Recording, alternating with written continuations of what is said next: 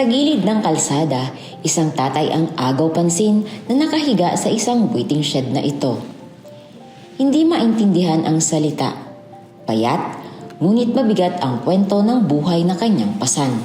May kamag-anak ako. Pakilinaw po yung sinasabi na, ba't ganyan yung salita mo? Hindi ko masyado maintindihan. Bakit ganun yung salita mo?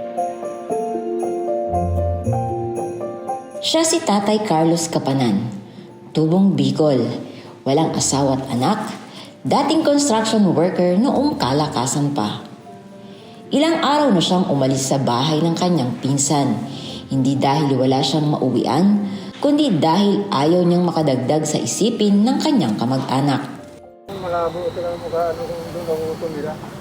Unang-unang gaiwas sila sa problema.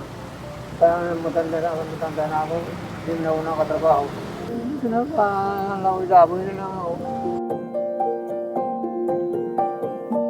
Kaya nitong nakaraang Pasko, na iparamdam natin sa ating iba nating kababayan na may mga pusong handang umunawa, may mga kamay na kusang tumutulong at may isang taong hindi nakakalimot sa pagtulong at handang magbigay ng tuwa at saya sa mga taong nawawalan ng pag-asa. Magpapasko, di ba? Alam naman, kailan ang Pasko kung naalala mo? 25. 25. Kaya naman sa simpleng handog ay muli nating napasaya si Tatay Carlos.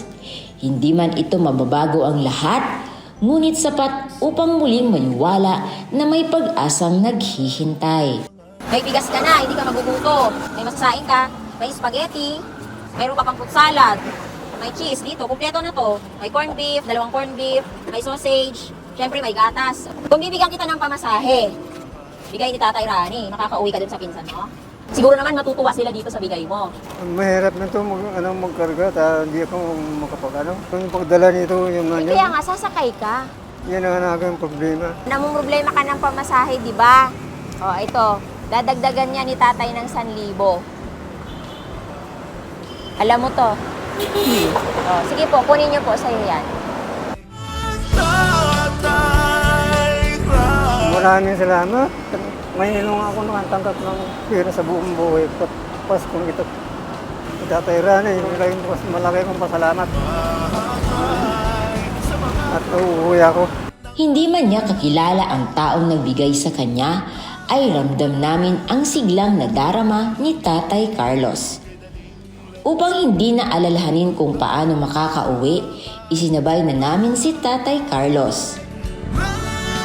Naihatid namin hanggang sakayan at kita sa kanyang paglalakad na sabik na siyang makauwing muli.